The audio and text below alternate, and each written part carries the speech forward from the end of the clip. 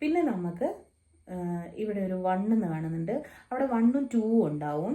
ഒന്നുകൂടെ പ്രസ് ചെയ്താൽ കണ്ടോ 2 വരുന്നുണ്ട്. അപ്പം നമുക്ക് വേണ്ടത് 1 ആണല്ലേ. അപ്പോൾ അതൊന്നുകൂടെ പ്രസ് ചെയ്ത് കഴിഞ്ഞാൽ 1 ആവും. അപ്പം ഇങ്ങനെ ഒരു പിക്ചർ വരികയാണെങ്കിൽ അതിങ്ങനെ ജസ്റ്റ് ക്ലോസ് ചെയ്ത് കൊടുത്താൽ മതി കേട്ടോ.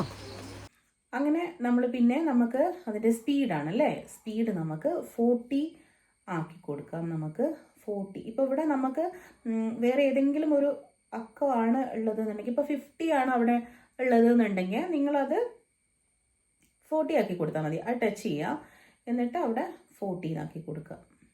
ഓക്കെ, അപ്പോൾ 40 ആയി. ഇപ്പം 40 ആക്കി കൊടുക്കുന്നത് നമുക്ക് 1 2 3 4 പറയാൻ വേണ്ടിയിട്ടാണ്, ആ ഒരു ടൈമിംഗ് പറയാൻ വേണ്ടിയിട്ടാണ്. പക്ഷെ നമ്മൾ പാട്ട് പാടുമ്പോൾ കുറച്ചും കൂടെ നമുക്ക് അതിൻ്റെ സ്പീഡ് കുറച്ച് കൊടുക്കാം. കാരണം നമ്മൾ പാടുമ്പോൾ ഇച്ചിരി കൂടെ നമുക്ക് പ്രയാസമായിരിക്കും സ്പീഡ് അല്ലേ. അപ്പോൾ അത് നമുക്ക് കുറച്ചുകൂടെ കുറച്ച് കൊടുക്കാം. ഇപ്പോൾ നമ്മൾ 1 2 3 4 ആണ് പറയുന്നത്. അപ്പോൾ നമുക്കതിന് 40 കൊടുക്കാം. അങ്ങനെ 40 വെച്ചിട്ടുണ്ട്. എന്നിട്ട് നമ്മൾ ഓക്കെ കൊടുക്കാം ഇവിടെ. അങ്ങനെ ഓക്കെ കൊടുത്തു കഴിഞ്ഞാൽ നമുക്കിപ്പോൾ എന്താ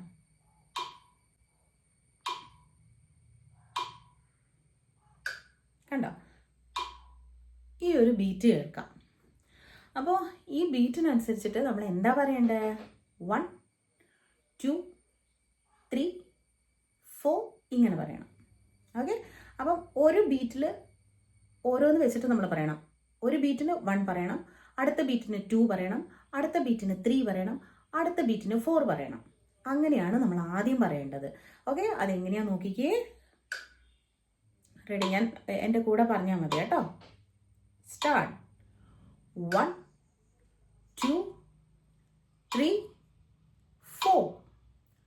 1 2 3 4. 1 2 3 4.